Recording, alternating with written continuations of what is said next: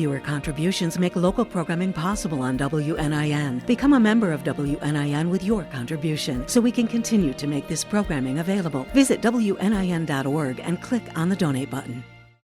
On this episode of WNIN Newsmakers, we'll talk to the newly appointed president of University of Southern Indiana, Steven Bridges. We'll learn about his priorities in the role and some of the initiatives that the school is taking. WNIN Newsmakers is up next.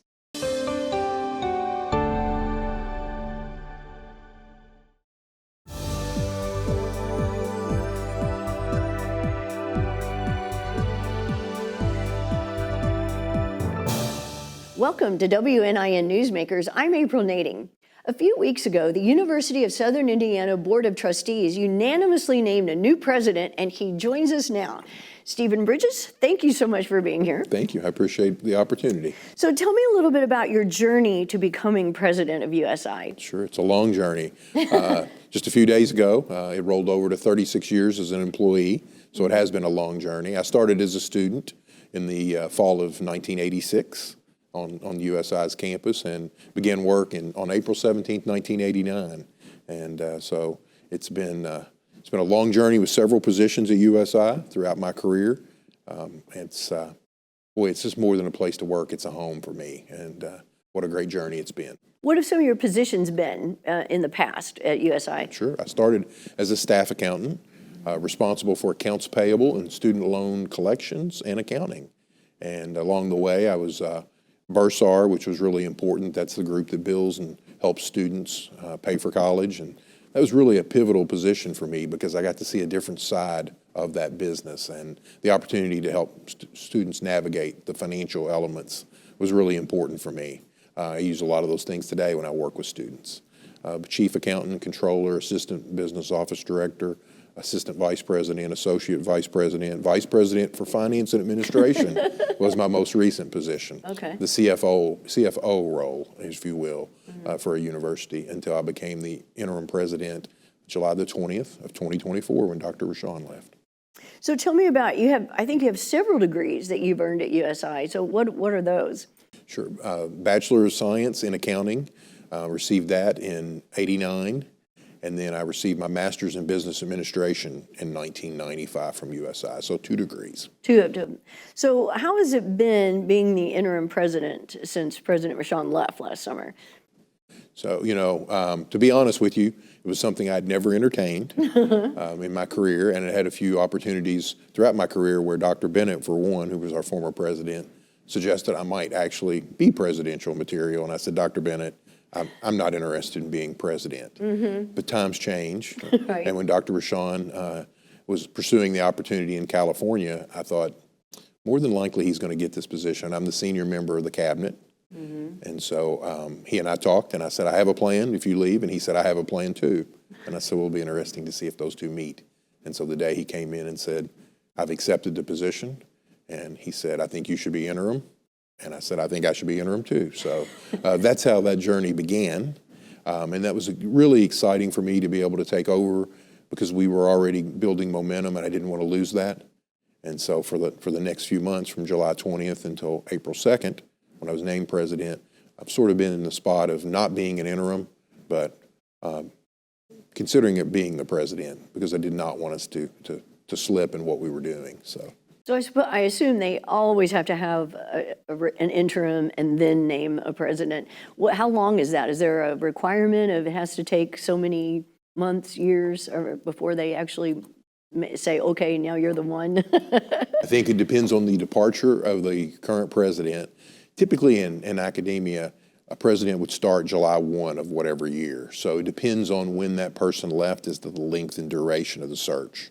But typically that's the case, is you don't leave the institution you're at until July 1. And so in this case, since he left July the 20th, that made that just a little bit longer. And the search process started in December. And candidates put their names forward from January until March. And then that's when the interview process started. Does it feel any different going from interim to, okay, you're the one? So that's a really good question in my opinion, because you might not think so, but there is a feeling of difference, a little bit of in some ways some closure, and in some ways it's all starting. So it's a very unique feeling, but a great feeling. And again, I love the fact that we've been working together on several items, and there were some things that were, as we got closer, that I slowed down just a little bit on to see what was going to happen, because I knew another person might take a different path. And so being able to be named, it feels different, feels good, and I'm really looking forward to it. How did that happen? How did that change in your mindset, I guess? Sure. Right place, right time. And typically in the world of presidents, historically you saw people coming from the side of academics, and you saw PhDs. But I am an MBA, not a PhD, which is a terminal degree as well. But I think at this point in time, you're seeing more and more of the business side of the house coming forward in higher education, because it's a new day and a new time. So that's really the shift for me, realizing that after being interim, seeing the needs we had, whether it be at the state level, being concerned about cost and quality, that my skill set actually matched it pretty well for this day and this time. And that's when the switch occurred for me, that I realized that I could make a difference. So what are the official duties of being president of a university? So I'll give you a summary answer, which is everything that happens on campus is my responsibility, and I definitely take that seriously. But in terms of the individuals I work with, Vice President for Student Affairs, so that entire function is important. I also work with marketing and communications. I work with the provost from the academic side, so all things faculty related. I miss myself. That position's been open, so I've been serving as Vice President for Finance and Administration in some capacities. So that'll be important. Work with athletics. I work with the fundraising side of things. I work with the staff in the President's office, which is extraordinarily strong. And so everything and anything. I've been working at the State House a lot as our Vice President for Government Affairs. Returned to the East for his wife. They had their second child, and he did something for her and decided that being near her family was good. And so unexpectedly, I did some work at the State House more than usual this past spring. So those are all the things that predominantly I'm monitoring, and it's a different world. You have to be able to work with people, see what they're doing, but not be the person who's a doer. And I grew up as a doer for this campus. It's probably hard to step back from that a little bit. It is, but I've learned to do that. It's out of necessity. There's too much. You have to count on individuals and put checks in to be able to double check and see where we are, but still function and learn to release a little control, but oversee that. You're talking about being at the State House. What do you have to do at a university? What are they doing at a state when they go up to the State House? Sure. So we're certainly presenting our budget, and that's a long process. It goes for about 9 months. Starts off with a presentation to the Indiana Commission for Higher Education. Then we make another budget presentation. These are all very similar, tweaked over the process, with the State Budget Committee, which is made up of House and Senate. You also present at the House Ways and Means, present again at Senate Appropriations. So a number of times we're monitoring bills, we're visiting key constituents during that time to talk about the USI story, to talk about our needs. And so that's very important and strategic. And so we always have someone there with their ear to the ground watching what's happening and paying attention to see what we need to do to best position USI. Because a certain amount of money does come from the state. It does, yes. So, we're about a little over half comes from the state, and a little less than half comes from tuition. Those are our two main sources at USI. Right. We're not an R1 institution that has a lot of research dollars. So those are the two pieces, and they're very key to everything we do. So the State House is an important place to be. So you mentioned it, you tell the USI story when you're at the State House. What would you say is the USI story? Yeah, we talk about our community connections. We were founded by the community, and I'm not sure everyone knows that, but the business leaders in Indiana basically said, in southwestern Indiana, said, we don't have public higher education in Evansville, and we need that. And so we're very unusual in that that's how it started. I have a great relationship with business leaders. They purchased the 1,400 acres we sit on, which was extraordinarily visionary. And so we want to do what we can to help business. And so that's part of the story I tell. I talk about 70% of our graduates stay in Indiana, live and work. So it's a huge amount of impact. We talk about our applied research knowledge. Even though we're not an R1 or Research 1 institution, we deal with applied research, technology that helps business, that helps community grow. And so that's our focus. And that came from that business founding. And that's super important. So we talk about our student success. We talk about the programs that we're creating, which are cutting edge in some cases. We're sought after across the state for some of those elements. And so that's super important to me to talk about the USI story. And first and foremost, I talk about being a first-generation student and being the type of student that USI was founded to serve. And I think that's a different message that I give at the State House as opposed to some of our past presidents. Well, what are some of the things that you think many people don't know about USI? Sure. It's a beautiful campus. I don't know that everyone realizes we have 1,400 acres, walking trails. You know, I know it's a bit of a challenge with construction right now, but people should come out and see what we have to offer. We have entertainment, I always call it, whether it be the Division I athletics or we just finished Pippin, our student-led play in the Performance Center, and that's a beautiful building for a theater production. And so people should definitely come and visit us and see that. We have robots that deliver food for lunch, which I think the Kiwi bots are pretty popular on campus. And so students use those more in the bad weather than any time. But those are really interesting pieces of equipment. They actually have personality. Okay, what is that? I'm not familiar with that. Kiwi bots. They're little robots that you order food online. And our food service areas load those robots with the food. And then they go to whatever the general destination is. They can't do stairs. But they can go pull up at a building and let the student know that the food's there. They enter a code, it opens up, you get your food, and it's back on its way to campus to serve someone else. Okay, I want to come out just to see that. Yes, it's fantastic. My grandkids love to see the Kiwi bots roaming around campus. Now, is that something that all the universities in Indiana have? I mean, is this something new just for USI exclusive? Yeah, only a couple others have it that I'm aware of. And so it's through Grubhub, and they're called Kiwi bots. Wow. So that's something you should definitely see on campus. But it's a beautiful place and lots of opportunity to walk campus and enjoy our natural beauty. That sets us apart from a lot of places. And, you know, even though old historic buildings are nice, they're hard to maintain. And us being founded in 1965 and then independent in 1985, became University of Southern Indiana after being part of Indiana State. Right. A lot of our buildings are new in comparison to other campuses, so the architecture is really pretty. So looking forward, like you had mentioned your plan, and what are some of your priorities for the university? Absolutely. I definitely want to strengthen our business relationships in the community. Again, that was part of our founding elements, and I think we've done a good job expanding nationally most recently, but I really want to be in this region, be present. We've been talking to a lot of employers about what their needs are. We've always been responsive to that, and I think it's so critical. And whether it's the superintendents I've been visiting with or the CEOs of companies, that's going to be really critical for me. I also want to expand our regional reach. We have 54,000 plus alums now, and so we're spending time again at the State House. I'm part of the Indiana Chamber of Commerce in Indianapolis. That's important for me to be present in those locations. And, from there, I think building enrollment and retention is always important for higher education. We want our students to be successful. When I go back to my Bursar days, it was always, how can we help you to succeed? And we have a lot of support services around our students, and so we'll be enhancing that as much as possible. And I haven't forgotten that since really I'm a product of that environment.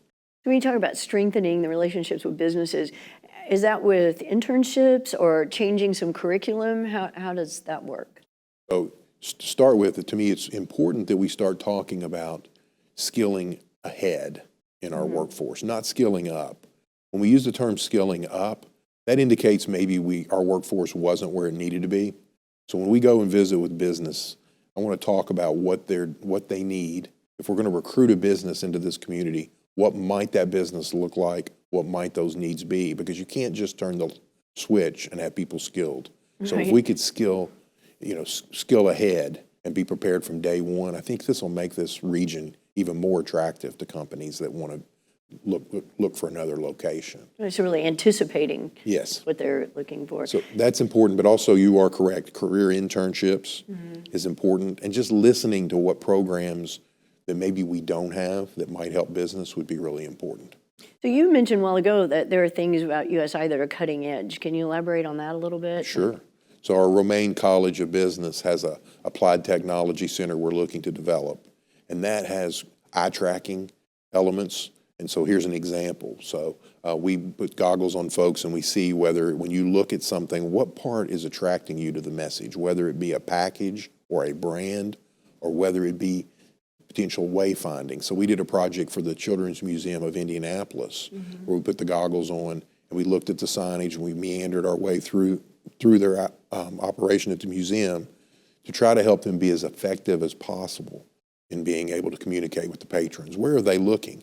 Just because you have a sign on the second wall on the left doesn't mean they pay any attention to it. Right. We also have done that on websites to help people with branding on their website. The Indiana Commission for Higher Education, we did some work there, and we did some work with a dog food brand in town to see about their packaging and what attracts people to that package. So that's pretty cutting edge. We do a lot of data analytics in that world, and we're building a STEM, hands-on STEM area in our library to help hopefully spark the interest in STEM. We're heavily manufacturing in Indiana, and also for teachers to use to maybe ignite that passion, to give them some opportunities and ways that they could inspire their students earlier in their career. Well, that's all exciting stuff, really. I think so. No, I had no idea that things like that were happening from USI, so that is good. What now, on a federal level, the current administration has said they will eliminate the Department of Education. Does that have any concerns at all for a university or for USI? Yeah, sure. Absolutely monitoring that nonstop. What I would say to you is that the most recent information is that the Pell Grants, federal Pell Grants, and the student loans would still stay at the federal level. Those are two big programs. But one of the keys that's happened when we talk about the State House is the governor has created verticals in the state. And one of the verticals is an education vertical. And Dr. Katie Jenner is responsible for that area. She's been to Evansville speaking, but she's also someone that I've gotten a chance to develop a connection with while at the State House. And I think if we were to focus on Indiana, I think we have a strong area in that vertical. If things were to move for financial aid a little heavier to the state level, I think we're pretty well positioned compared to other states. And I'm confident in her ability to lead that and be collaborative. So I feel good to be in Indiana, let me just be honest. Good. Me too. What do you think are some of the challenges facing USI? Well, I think there's always that discussion as whether or not higher education value is as good as it's been. And I want to go back to me, and I want to talk, and only talk about me when I think it helps others. As a first-generation college student who now has 3 children with college degrees, who has 4 grandchildren currently and a 5th on the way, the generational impact of education is important. It is worth it. And it has made my children's lives better. And we talk a lot about educating students, and I'm still very much into the mission of creating an educated citizenry. But the outcome of that as a parent is you hope your children are employed and are able to raise the level and standard of their lives. And I think we do that really well, but that's a challenge we have to deal with. Secondly, demographics have changed a bit, and some of the birth rates that we've had over the last few years are creating a smaller population. So we want to be relevant. We want students to see USI as their first choice and to understand that we're connected with the community, we're connected with their success. And so those are going to be some big challenges, but I think we're well positioned to handle those. Well, I think even something people probably do look to USI for is the continuing education opportunities. So it doesn't necessarily mean you have to go get a degree as an adult or non-traditional student, but there are a lot of other opportunities at USI. Yes, absolutely. I work as one of my team, key elements of my team is also undergraduate admissions, and I'm working with them closely.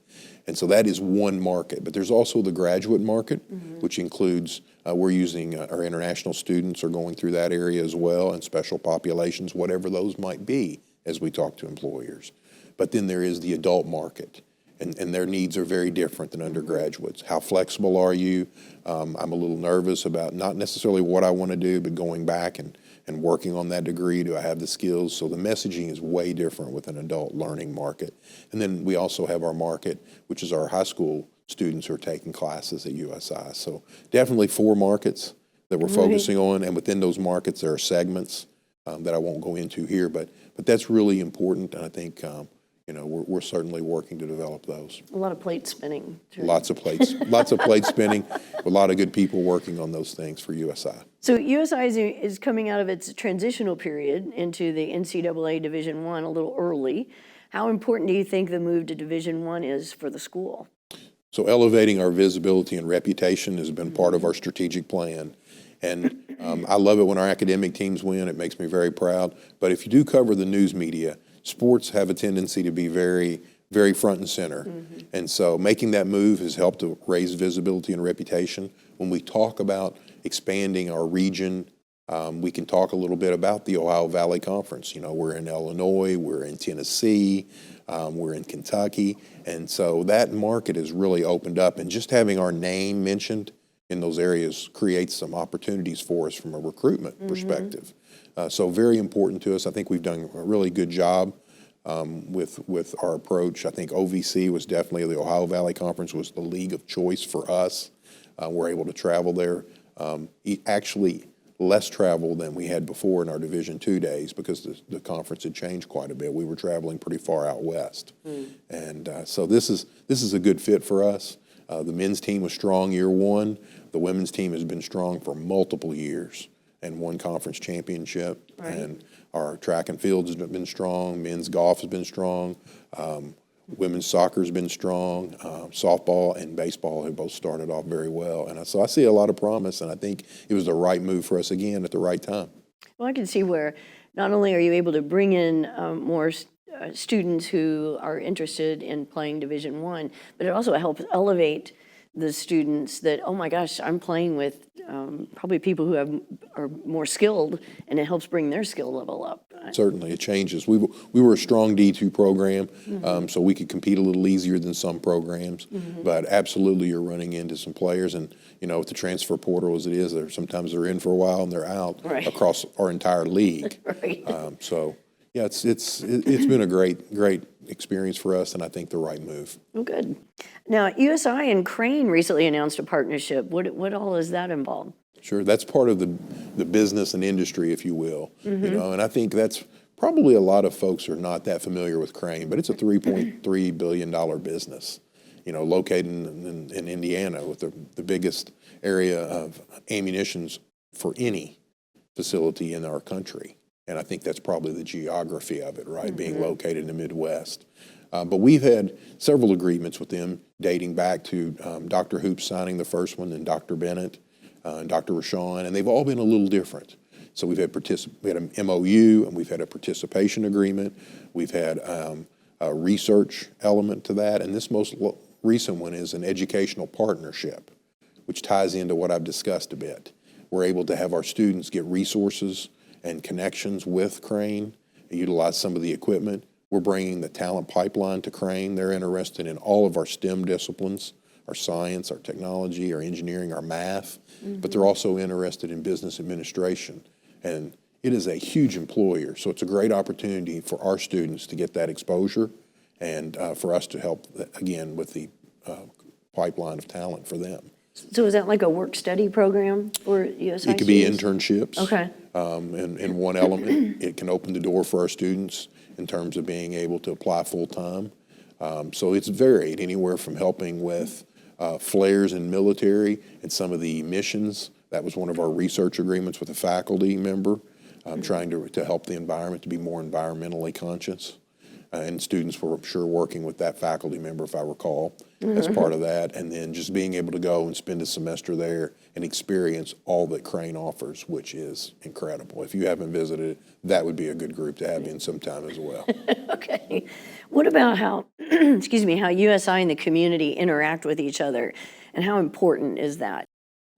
So I think when I go to conferences and I meet with other places, I hear some rub sometimes between a university and its community. You know, whether it's so many students are here, traffic's hard, whatever the case might be. But if you go back to where we were founded with the community founding USI, we don't have those problems. It is a very natural element. I find a community pride with our story and how it was founded. And so these interactions where me trying to visit people and talk to people, being present in the community, that's our core values, that's our founding. And I think the community and USI are so much closer as one compared to other places that it's a special story. It is, and like I was there when it was ISUE, and then I even was one of the people who signed a petition to have it changed to university. So, but that made a huge difference, didn't it? Becoming an actual university instead of just part of instead of just being ISUE. I mean, right? Yes, that's correct. Absolutely, it's exciting. You know, Governor Orr signed that piece of legislation. He was one of the folks from this area. And, you know, now with our new governor, I guess that's the second time I can recall a governor from this region. But it was very exciting times, and being able to be independent opened up new programs. You know, we weren't even allowed to have housing at one time, right, because we were part of the system. And so, again, the business leaders developed this. They created a corporation, Southern Indiana Higher Education Association, and they built our apartments. And for a while, they ran those, and our students were to pay them, and they paid us separately. And then we had a management agreement in the early 90s where we started to bill for those services, and then they donated them to us later. And so that's just the role of where we are with business. But becoming independent allowed us to open those doors, create engineering programs that we really need in this area. So it was incredibly important. I'm glad you signed that petition. Thank you. Well, yeah, but I remember when they brought it to one of my classes I was in, and several of us were like, why would we care? Why do we want to do it? And they said things like that, and we all signed. And it was just, it was a big deal when they made it USI. Eric Williams was, you know, he was sheriff at one point. He was the student trustee during that era. You might remember that. So he was very involved in it. I know it's a source of pride for him, as it is for a lot of our alums. Yeah, I actually even organized a little protest out on the expressway there before the overpass to try and get an overpass because it was so dangerous at the intersection, and I was very involved. And I love USI, so. I appreciate that. I had an accident there, so I was rear-ended there once. So what you say is very accurate. So it's much better than it was. So. Absolutely. Well, congratulations to you, and thank you so much for spending time with us today. It is my pleasure to talk about USI and to be here with you. Thank you. Thanks to USI President Steven Bridges for joining us. I'm April Nading. Thanks for watching WNIN Newsmakers.